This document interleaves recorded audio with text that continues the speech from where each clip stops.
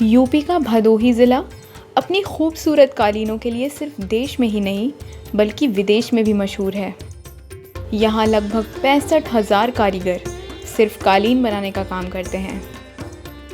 भदोही की गली गली में आपको हथकरघे की आवाज़ सुनने को मिल जाएगी। घरों के बाहर बैठी कताई करती महिलाएं देखने को मिल जाएंगी। मुगलों के दौर में शुरू हुआ कालीन बनाने का ये काम आज भारत सरकार के लिए भी बिजनेस मॉडल बन चुका है। इसीलिए तो साल 2015 से 7 अगस्त को भारत सरकार ने राष्ट्रीय हथकरघा दिवस मनाने का फैसला किया। इस दिवस को मनाने का उद्देश्य हथकरघा उद्योग को सुरक्षित रखना है और ख़त्म होते उद्योगों को फिर से पुनर्जीवित करने के लिए काम किया जाना है। और हैंडलूम के काम को जीवित रखना कहीं ना कहीं ज़रूरी भी तो है, क्योंकि हैंडलूम वर्क से बनी कालीनों, साड़ियों एवं अन्य कपड़ों में भारतीय संस्कृति झलकती है। मखमली कलात्मक हस्तकलाएं जिसे देखकर ही मन खुश हो जाता है। लेकिन क्या आपने कभी उन लोगों के बारे में सोचा है जो दिन रात फैक्ट्री में मेहनत करके पसीना बहा के ये काम करते हैं और छोटी मोटी रकम कमाकर अपना पेट पाल रहे हैं। यहाँ तक कि इस रोजगार के कारण उन्होंने अपना स्वास्थ्य तक दांव पर लगा दिया है, लेकिन बदले में उन्हें सरकार की तरफ से क्या मिला है?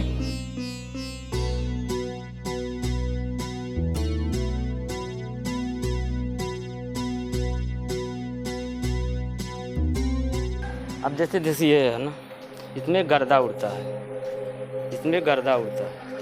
ये देखिए मुंह में, नाक में, कान में, सब में जाएगा ना तो बीमारी होगी ना। इसमें फेफड़ा जाम हो जाता है, कफ निकलता है, सांस लेने में दिक्कत होती है। जब अंदर कचरा जाके बैठेगा तो सांस लेने में दिक्कत होती है। हमारी काम करते करते हम तो 70 साल उम्र है ना, तो 15 साल घट जाते हैं कालीन के काम करते हैं। इतना कचरा होता है ना, उतनी बुझबुन होती है। क्या काम करती हैं? काटी खोलती हैं। कितने दिनों से ये काम कर रही हैं आप? जब से यहाँ आई तब से यही काम आई बा। इसके अलावा कोई काम नहीं है? भदोही में कोई काम नहीं बा तो क्या करेगी।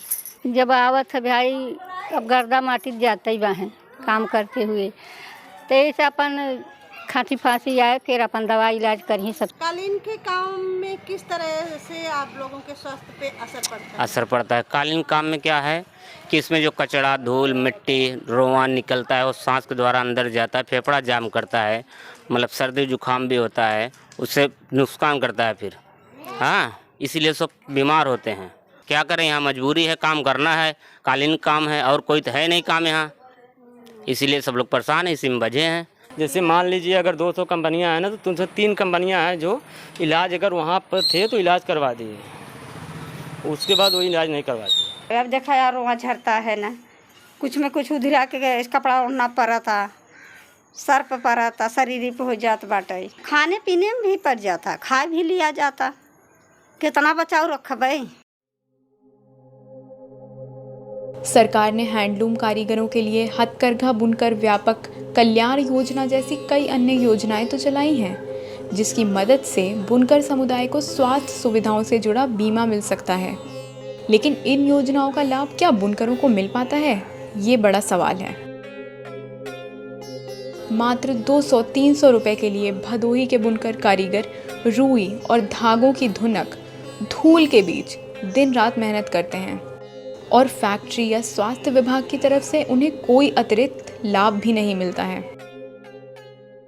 मजबूरी है, कोई काम नहीं है, यही एक सहारा है, कर रहे हैं। कितना रोज कमा लेते हैं?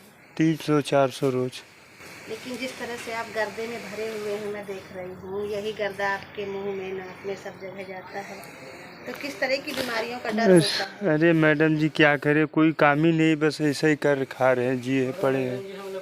पूरा दिन में जैसे 3 जने की है तो 60, 50, 70 के बस एक ऊपर नहीं हो पावे, एक ऊपर मजदूरी हो ही नहीं पावे। उसी में 20 रुपया रोज निकाल दे भाड़ा, 600 रुपया महीना। हमें लोग के बचत का कुछ नहीं बचता, लेकिन तब वही होता जो ने 25-50 बचे तो उन्हें कम से कम सागे भाजी की तो हो जाए। ये मान चलिए 300-350 रुपये काम हो जाता है दिन का, बस इतना। इतने में आपका परिवार चल जाता है? क्या करें, चलाना पड़ रहा है, मजबूरी है। जो लोग फैक्ट्रीज में गांव में कालीन से जुड़े हुए काम में जुड़े हैं, तो सामान्यतः ही हमारी जो यहाँ व्यवस्था है, सामुदायिक स्वास्थ्य केंद्र, 3 जिला अस्पताल और फील्ड में हमारी जो है 10,000 की आबादी पे ANM सेंटर बने हैं। तो मुझे कहीं एक्स्ट्रा जो है कालीन उद्योग के लिए स्वास्थ्य के बारे में सोचा, क्योंकि वही लोग स्वास्थ्य सेवा ले रहे हैं, गांव वाले हैं, लोग हैं इस तरीके से। तो स्वास्थ्य से संबंधित यहाँ कोई कालीन उद्योग से जुड़ी कोई शिकायत या समस्या अलग से कोई नहीं है।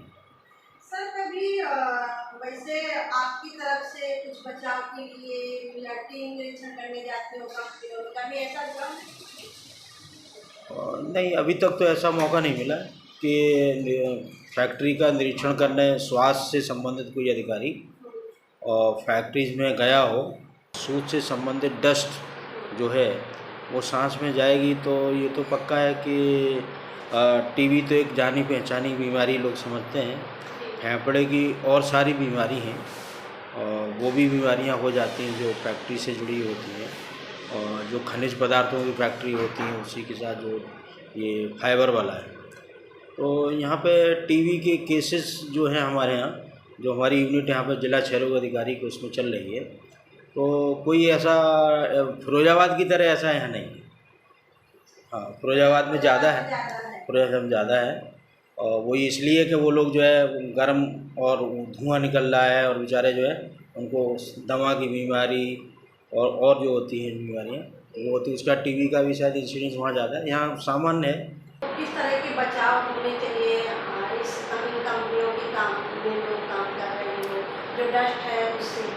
नहीं, अब जैसे कोई फैक्ट्री है और उसमें 5 से ज़्यादा कर्मचारी टोटल स्टाफ वहाँ काम कर रहा है, तो उनका कुछ नहीं तो 1 महीना 2 महीना में मेडिकल चेकअप उनको प्राइवेट डॉक्टर से या हमसे चाहें तो मैं वहाँ के जो ब्लॉक CHC PHC है वहाँ से उनका मेडिकल चेकअप कराने में हमको कोई बड़ी बड़ी फैक्ट्री हैं जो उसमें हम निर्धारित कर दें, मेडिकल चेकअप हो जाए, किसी को खांसी बुखार संबंधित वो है उसकी हम जांच करवा देंगे। ऐसा करने में हमको कोई वो नहीं होगा, हमें और अच्छा लगेगा। कोई काम ही नहीं, बस ऐसा ही कर खा रहे हैं, जिए पड़े हैं, कोई काम नहीं है, कोई न खेत बाड़ी कुछ नहीं है।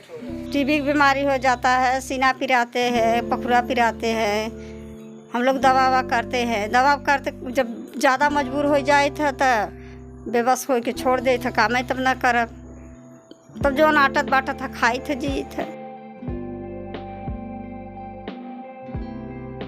हथकरघा दिवस के अवसर पर हम यही कामना करते हैं कि सरकार हथकरघा क्षेत्र में विकास लाने के साथ साथ हथकरघा बुनकरों और श्रमिकों को आर्थिक रूप से सशक्त भी बनाए और उनके स्वास्थ्य को बेहतर रखने के लिए बेहतर कदम भी उठाए। खबर लहरिया, आपकी खबर आपकी भाषा।